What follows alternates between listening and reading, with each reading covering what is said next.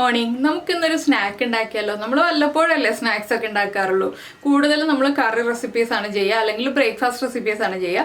ഇടയ്ക്ക് നമുക്ക് കുട്ടികൾക്കും കൂടി പരിഗണന കൊടുക്കണ്ടേ. അപ്പം നമ്മുടെ കുട്ടികൾക്ക് കൊടുക്കാൻ പറ്റിയ ഏത്തപ്പഴം കൊണ്ട് മധുരമുള്ള റെസിപ്പിയാണ് നമ്മൾ ഉണ്ടാക്കാൻ പോകുന്നത്. ഒരുപാട് ബുദ്ധിമുട്ടൊന്നും ഇല്ല കേട്ടോ, ഒരുപാട് ബുദ്ധിമുട്ടൊന്നും ഇല്ലാതെ വളരെ സിമ്പിളായിട്ട് തയ്യാറാക്കാൻ പറ്റിയ റെസിപ്പിയാണ്. അപ്പോൾ എല്ലാവരുടെയും വീട്ടിൽ ഏത്തപ്പഴം ഉണ്ടെങ്കിൽ നല്ല പഴുത്ത ഏത്തപ്പഴം ഉടനെ തന്നെ എടുത്തോളൂ, ഉണ്ടാക്കിയേക്കോളൂ.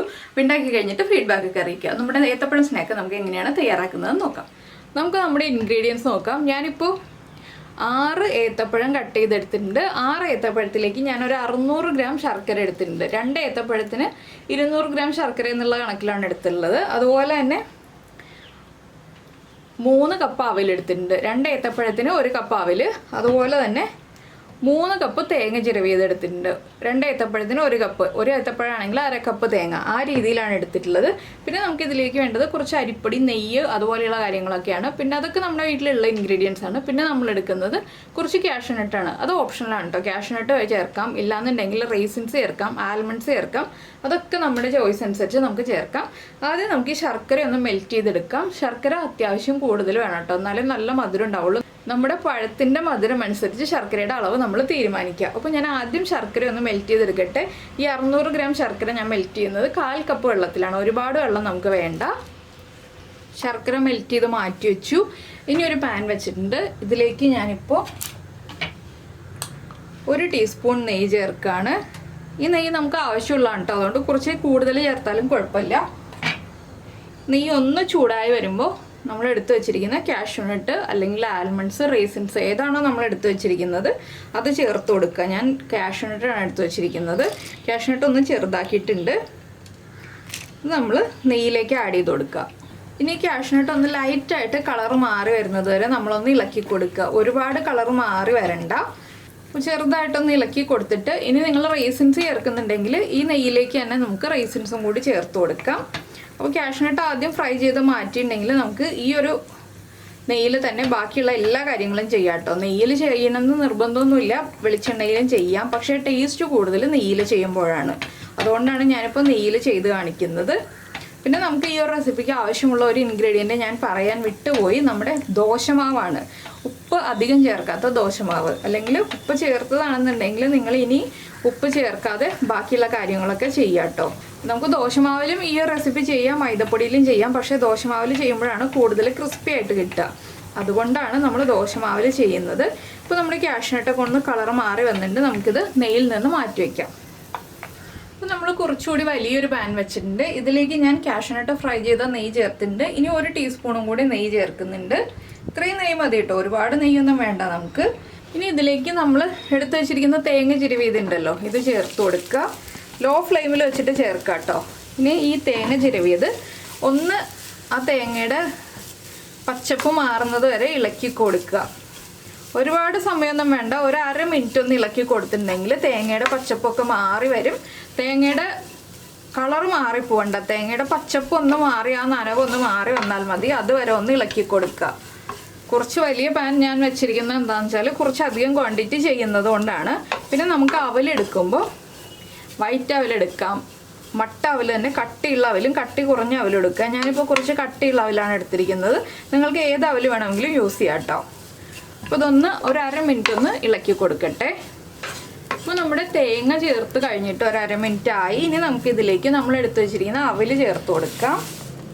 അവലും കൂടി ചേർത്തിട്ട് വീണ്ടും ഒന്ന് ഇളക്കി മിക്സ് ചെയ്യുക. അവലും കൂടി ചേർത്തിട്ട് ഒരു 1/2 മിനിറ്റും കൂടി നമ്മൾ ഇളക്കി ഒന്ന് മിക്സ് ചെയ്യുക. ഇതൊക്കെ മീഡിയം ഫ്ലെയിമിൽ വെച്ചിട്ടാണ് ഞാൻ ചെയ്യുന്നത്, ഹൈ ഫ്ലെയിമിലല്ല കേട്ടോ. അപ്പോൾ നെയ്യുടെ ആ ഒരു ഫ്ലേവർ നമ്മുടെ അവലിനും കൂടി കിട്ടും. നന്നായിട്ടൊന്ന് ഇളക്കി മിക്സ് ചെയ്യട്ടെ. അവലിലേക്ക് ആ നെയ്യൊക്കെ ഒന്ന് പിടിച്ചു വരട്ടെ. അപ്പോൾ നമ്മുടെ അവിലും തേങ്ങയും നന്നായിട്ട് മിക്സായി, ആ നെയ്യൊക്കെ അബ്സോർബായി വന്നിട്ടുണ്ട്. നിങ്ങൾക്ക് കൂടുതൽ നെയ്യ് വേണമെങ്കിൽ കൂടുതൽ നെയ്യ് ചേർക്കാം കേട്ടോ. ഞാൻ കൂടുതൽ നെയ്യൊന്നും ചേർക്കുന്നില്ല. ഇനി നമ്മൾ ഇതിലേക്ക് ചേർക്കുന്നത് നമ്മൾ കട്ട് ചെയ്ത് വെച്ചിരിക്കുന്ന ഏത്തപ്പഴം. ഏത്തപ്പഴം കൂടുതൽ വേണമെങ്കിൽ കൂടുതൽ ചേർക്കാം. ഇനി ഏത്തപ്പഴവും കൂടി ചേർത്തിട്ട് നമുക്കൊന്ന് ഫ്ലെയിം ഹൈ ആക്കി വെച്ചിട്ട് ഇതിലേക്ക് ശർക്കരപ്പാനി ചേർത്ത് കൊടുക്കണം. ശർക്കരപ്പാനി നന്നായിട്ട് അരിച്ച് ചൂടോടുകൂടി ചേർത്ത് കൊടുക്കുക കേട്ടോ. ചൂട് മാറിയിട്ട് ചേർക്കരുത്, നല്ല ചൂടോടുകൂടി തന്നെ ചേർത്ത് കൊടുക്കുക. നന്നായിട്ട് പഴുത്ത ഏത്തപ്പഴമായിരിക്കണം നമ്മൾ എടുക്കേണ്ടതും. പഴത്തിൻ്റെ പഴുപ്പ് കുറഞ്ഞിട്ടുണ്ടെങ്കിൽ നമ്മുടെ സ്നാക്കിന് അത്ര ടേസ്റ്റ് ഉണ്ടാവില്ല. അപ്പോൾ നിങ്ങൾക്ക് അവിലിൻ്റെ ടേസ്റ്റാണ് കൂടുതൽ വേണ്ടതെങ്കിൽ അവിലിൻ്റെ അളവ് കൂട്ടുക, പഴത്തിൻ്റെ ടേസ്റ്റാണ് കൂടുതൽ വേണ്ടതെങ്കിൽ പഴത്തിൻ്റെ അളവ് കൂട്ടുക, തേങ്ങയുടെ ടേസ്റ്റാണ് കൂടുതൽ വേണ്ടതെങ്കിൽ തേങ്ങയുടെ അളവ് കൂട്ടുക. നമുക്ക് ഏത് ഇൻഗ്രീഡിയൻ്റ് ആണ് കൂടുതൽ ഇഷ്ടം എന്നുള്ളതനുസരിച്ച് നമുക്ക് അതിൻ്റെ അളവ് കൂട്ടിയെടുക്കാം. ഇനിയിപ്പോൾ ഞാനിതിലേക്ക് ഒരു 1/2 മിനിറ്റ് ഇളക്കി കഴിഞ്ഞിട്ട് ശർക്കരപ്പാനി ചേർക്കും. ഒരു 1/2 മിനിറ്റും കൂടി നമുക്കൊന്ന് മീഡിയം ഫ്ലെയിമിൽ വെച്ച് ഇളക്കി കൊടുക്കാം. അപ്പോൾ നമ്മുടെ പഴവും അവിലും തേങ്ങയും എല്ലാം മിക്സായി വന്നിട്ടുണ്ട്. ഇതിലേക്ക് നമുക്ക് ശർക്കരപ്പാനി ചേർത്ത് കൊടുക്കാം. ഞാൻ ശർക്കരപ്പാനി മുഴുവനും ഒരുമിച്ച് തന്നെ ചേർത്ത് കൊടുക്കുകയാണ്. അരിച്ചു വെച്ചിരിക്കുന്നതാണ് കേട്ടോ, അതുകൊണ്ടാണ് ഞാൻ മുഴുവനെ ചേർത്ത് കൊടുത്തത്. ഇനി നമുക്ക് ഈ ശർക്കരപ്പാനി ഇതിലേക്ക് നന്നായിട്ടൊന്ന് മിക്സ് ചെയ്തെടുക്കണം. ശർക്കരപ്പാനി കുറച്ച് കൂടിപ്പോയാലും കുഴപ്പമില്ല കേട്ടോ, വെള്ളത്തിൻ്റെ അളവ് കുറച്ച് കൂടിപ്പോയാലും കുഴപ്പമില്ല. അവിലൊക്കെ നന്നായിട്ട് അബ്സോർബ് ചെയ്തെടുത്തോളും. അതുകൊണ്ട് നമ്മൾ ധൈര്യമായിട്ട് ശർക്കരപ്പാനി ചേർത്തോളൂ. ഇനി ഇതിലേക്ക് നമുക്ക് 1-2 കാര്യങ്ങളൊക്കെ ചേർക്കാനുള്ളതാണ്. അതുകൊണ്ട് കുറച്ച് വെള്ളത്തിൻ്റെ അളവ് കൂടിയെന്ന് വെച്ചിട്ട് ശർക്കരപ്പാനിയുടെ കൺസിസ്റ്റൻസി മാറിയെന്ന് വെച്ചിട്ടൊന്നും പേടിക്കേണ്ട ആവശ്യമില്ല. ഇപ്പോൾ ഇതാ നമ്മുടെ ശർക്കരപ്പാനിയൊക്കെ അവിലേക്കും പഴത്തിലേക്കും ഒക്കെ മിക്സായി വരുന്നുണ്ട്. ഇനി നമ്മളിതിലേക്ക് 1-2 കാര്യങ്ങളും കൂടി ആഡ് ചെയ്യാണ്. ഇത് ലോ ഫ്ലെയിമിൽ തന്നെ വെച്ചിട്ട് നമുക്കിനി ചേർക്കാനുള്ള കാര്യങ്ങളൊക്കെ ചേർത്ത് കൊടുക്കാം. ഞാനിപ്പോൾ ഒരു 7 ഏലക്ക 1 ടേബിൾ സ്പൂൺ പഞ്ചസാര ചേർത്ത് പൊടിച്ചെടുത്തിട്ടുണ്ട്. അത് നമുക്കൊന്ന് അരിച്ച് ചേർക്കാം. ഏലക്കയുടെ തൊലി വീഴാതിരിക്കാനാണ് നമ്മൾ ഇതുപോലെ അരിച്ച് ചേർക്കുന്നത്. ഏലക്കയുടെ ഫ്ലേവർ നിങ്ങൾക്ക് കൂടുതൽ താല്പര്യമില്ലെങ്കിൽ 4 ഏലക്ക എടുത്താലും മതി. കണ്ടോ, ഏലക്കയുടെ തൊലി നമുക്ക് സെപ്പറേറ്റ് ചെയ്ത് കിട്ടും. ഇനി ഏലക്കയും കൂടി ചേർത്തൊന്ന് ഇളക്കി മിക്സ് ചെയ്യുക. ഇതിലേക്ക് ഇനി നമ്മൾ ഫ്രൈ ചെയ്ത് വെച്ചിരിക്കുന്ന കാഷ്യൂനട്ട് ചേർക്കാം. അതുപോലെ തന്നെ ഇപ്പോൾ കുറച്ച് ലൂസായിട്ടുള്ളൊരു കൺസിസ്റ്റൻസിയാണ് നമ്മുടെ ശർക്കരപ്പാനിയൊക്കെ ചേർത്ത് കഴിഞ്ഞപ്പോൾ. ഇനി ഇതൊന്ന് തിക്കാക്കി എടുക്കണം. അതിനായിട്ട് നമ്മൾ എന്താ ചെയ്യാന്ന് വെച്ചിട്ടുണ്ടെങ്കിൽ നമ്മുടെ ഇടിയപ്പത്തിൻ്റെ അല്ലെങ്കിൽ അപ്പത്തിൻ്റെ ഭാഗത്തിന്, പത്തിരിയുടെ ഭാഗത്തിനൊക്കെ നമ്മൾ പൊടിക്കുന്ന അരിപ്പൊടി ഉണ്ടല്ലോ, ആ അരിപ്പൊടി എടുക്കുക. അത് നമ്മുടെ വെള്ളത്തിൻ്റെ, ശർക്കരപ്പാനിയിലെ വെള്ളത്തിൻ്റെ കൺസിസ്റ്റൻസി അനുസരിച്ച് ചേർത്ത് കൊടുക്കുക. ഞാനിപ്പോൾ ആദ്യം ഒരു 3 ടേബിൾ സ്പൂൺ ചേർത്ത് കൊടുക്കുകയാണ്. അതിനുശേഷം ഇളക്കി മിക്സ് ചെയ്തിട്ട് നമുക്ക് കൂടുതൽ ആവശ്യമാണെങ്കിൽ ചേർത്ത് കൊടുക്കാം. അതെന്ന് വെച്ചാൽ നമ്മൾ ഓരോരുത്തരും ചേർക്കുന്ന വെള്ളത്തിൻ്റെ അളവിൽ ചെറിയ വ്യത്യാസം വരും. അതുകൊണ്ടാണ് കൂടുതൽ ആവശ്യമാണെങ്കിൽ ചേർത്ത് കൊടുക്കുക എന്ന് പറയുന്നത്. ഇനി ഫ്ലെയിം ഒന്ന് കൂട്ടി വയ്ക്കാം. ഞാനിപ്പോൾ 6 ടേബിൾ സ്പൂണാണ് കേട്ടോ അരിപ്പൊടി എടുത്ത് വെച്ചിരിക്കുന്നത്. കുറച്ചുകൂടി അരിപ്പൊടി ചേർത്ത് കൊടുക്കുകയാണ്. ഞാൻ 6 ടേബിൾ സ്പൂൺ അരിപ്പൊടിയും ചേർത്തിട്ടുണ്ട്. ഇനി നന്നായിട്ടൊന്ന് ഇളക്കി മിക്സ് ചെയ്യുക. ഇനി അരിപ്പൊടിയും കൂടി ഒന്ന് കുക്കാവാനുള്ള സമയം നമ്മൾ കൊടുക്കണം. അപ്പോൾ നന്നായിട്ടൊന്ന് ഇളക്കുക. ഒരു 2 മിനിറ്റ് ഒന്ന് ഇളക്കി നന്നായിട്ടൊന്ന് ഡ്രൈ ആക്കി എടുക്കുക. ഈ ശർക്കരപ്പാനി നന്നായിട്ട് പഴത്തിലേക്കും ഒക്കെ പിടിച്ചു വരുന്ന രീതിയിലൊന്ന് നമ്മൾ ഇളക്കി ഡ്രൈ ആക്കി എടുക്കണം. അപ്പോൾ നമ്മുടെ മിക്സ് കണ്ടോ, ഇതുപോലെ പാനിൽ നിന്ന് വിട്ട് വരുന്ന രീതിയിൽ ആക്കിയെടുക്കുക. നമുക്കിനി ഫ്ലെയിം ഓഫ് ചെയ്യാം. ഇതിൻ്റെ ചൂടൊന്ന് കുറഞ്ഞിട്ട് ഇളം ചൂടാകുമ്പോൾ നമുക്ക് ഉരുട്ടിയെടുക്കാം. അതുവരെ നമ്മളൊരു പ്ലേറ്റിൽ സ്പ്രെഡ് ചെയ്ത് വെക്കുക. അപ്പോൾ വേഗം ചൂട് കുറഞ്ഞ് കിട്ടും. ഇപ്പോൾ ഇത്രയേ ഉള്ളൂ നമ്മുടെ മിക്സിൻ്റെ പരിപാടി. ഇനി നമുക്ക് ചൂട് കുറഞ്ഞിട്ട് ബാക്കിയുള്ള കാര്യങ്ങൾ പറയാം. ഇപ്പോൾ നമ്മുടെ പഴത്തിൻ്റെ മിക്സിൻ്റെ ചൂടൊന്ന് കുറഞ്ഞു വന്നപ്പോൾ ഞാൻ ഉരുട്ടിയെടുത്തു എന്ന് പറഞ്ഞിട്ടുണ്ടെങ്കിൽ ഇളം ചൂടോട് ഉരുട്ടിയെടുക്കുക കേട്ടോ. നന്നായിട്ട് ചൂട് മാറിയിട്ടുണ്ടെങ്കിൽ നമുക്ക് ഉരുട്ടിയെടുക്കാൻ ബുദ്ധിമുട്ടായിരിക്കും. എന്താണെന്ന് വെച്ചാൽ ശർക്കരയല്ലേ.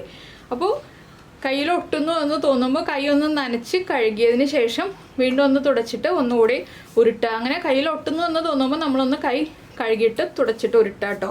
അപ്പോൾ ഇതാണ് നമ്മുടെ ബോൾസ് റെഡി ആയിരിക്കുന്നത്. പിന്നെ നമ്മുടെ ബാറ്റർ എന്താണെന്ന് വെച്ചാൽ ഇത് ഞാൻ എടുത്തിരിക്കുന്നത് ദോശമാവാണ്. ദോശമാവിൻ്റെ കൺസിസ്റ്റൻസി എന്ന് പറഞ്ഞാൽ കുറച്ച് തിക്കായിട്ടുള്ള ദോശമാവാണ്. ഇത് കണ്ടോ, ഇതുപോലൊരു തിക്നെസ്സിൽ ദോശമാവ് എടുത്തിട്ടുണ്ട്. അപ്പോൾ നിങ്ങളുടെ കയ്യിൽ തിക്കായിട്ടുള്ള ദോശമാവല്ല, കുറച്ച് ലൂസായിട്ടുള്ള ദോശമാവാണെന്നുണ്ടെങ്കിൽ 1-2 ടേബിൾ സ്പൂൺ അല്ലെങ്കിൽ 1/4 കപ്പ് വരെ നമ്മൾ നേരത്തെ ചേർത്ത വറുത്ത അരിപ്പൊടി ഉണ്ടല്ലോ, നമ്മുടെ അപ്പത്തിൻ്റെ ഇടിയപ്പത്തിൻ്റെ പാകത്തിലുള്ള വറുത്ത അരിപ്പൊടി, ആ അരിപ്പൊടി ചേർത്തിട്ട് ഒന്ന് മിക്സ് ചെയ്യുക. ഉപ്പ് കുറവാണ് ദോശമാവിലെന്നുണ്ടെങ്കിൽ കുറച്ച് ഉപ്പും കൂടി ചേർക്കുക. ഉപ്പുള്ള ദോശമാവാണെങ്കിൽ ഉപ്പ് ചേർക്കേണ്ട ആവശ്യമില്ല കേട്ടോ. അപ്പോൾ ഈ ദോശമാവിൻ്റെ കൺസിസ്റ്റൻസി ഞാൻ കറക്റ്റ് ചെയ്ത് വെച്ചിട്ടുണ്ട്. ഇനി നമുക്ക് എണ്ണ ചൂടാക്കിയിട്ട് ഫ്രൈ ചെയ്തെടുക്കാം. ഇപ്പോൾ നമ്മുടെ എണ്ണ നന്നായിട്ട് ചൂടായിട്ടുണ്ട്. നമുക്കിനി നമ്മുടെ ബോൾസ് ഓരോന്നായിട്ട് നമ്മുടെ ബാറ്ററിലേക്ക് ഡിപ്പ് ചെയ്തിട്ട് എണ്ണയിലേക്ക് ഇട്ട് കൊടുക്കാം. നിങ്ങൾക്ക് ഈ സെയിം ബാറ്ററിന് പകരം മൈദയുടെ ബാറ്റർ, നമ്മൾ പഴംപൊരിക്ക് ഉണ്ടാക്കുന്ന ബാറ്ററില്ലേ, ആ ബാറ്ററിൽ റെഡിയാക്കിയിട്ട് ഇതുപോലെ ഡിപ്പ് ചെയ്ത് ഫ്രൈ ചെയ്യാം കേട്ടോ. 2 ബാറ്റർ ആണെങ്കിലും കുഴപ്പമില്ല. പക്ഷെ ഞാൻ പറഞ്ഞല്ലോ നേരത്തെ, നമ്മുടെ ഇഡ്ഡലി മാവാണെങ്കിൽ കൂടുതൽ ക്രിസ്പി ആയിരിക്കും. അതുപോലെ ഒരു ചെറിയ വ്യത്യസ്തമായൊരു ടേസ്റ്റും ആയിരിക്കും ഉഴുന്നൊക്കെ ഉള്ളതുകൊണ്ട്. അപ്പോൾ ഞാൻ ഇതുപോലെ എല്ലാം ഇട്ടിട്ട് ഫ്രൈ ചെയ്തെടുക്കട്ടെ. ഫ്രൈ ആയി കഴിയുമ്പോഴുള്ള പാകം കാണിച്ചു തരാം. അപ്പോൾ നമ്മുടെ സ്നാക്കൊക്കെ ഇതാ ഫ്രൈ ആയി വന്നിട്ടുണ്ട്. ആദ്യം അത് ഇട്ടതൊക്കെ ഫ്രൈ ആയിട്ടോ. ഇത് കണ്ടോ, ഇത് ഈ ഒരു കളറാവുമ്പോൾ നമ്മൾ എണ്ണയിൽ നിന്ന് മാറ്റുക. ഈ ഒരു കളറാവുന്നത് വരെ വെയിറ്റ് ചെയ്യുക. ഈ ഒരു കളറാവുമ്പോൾ എണ്ണയിൽ നിന്ന് മാറ്റുക. ഇതുപോലെ നമുക്ക് എല്ലാം ഫ്രൈ ചെയ്തെടുക്കാം. അതിനുശേഷം നമുക്ക് പ്രസൻറ്റ് ചെയ്യാം.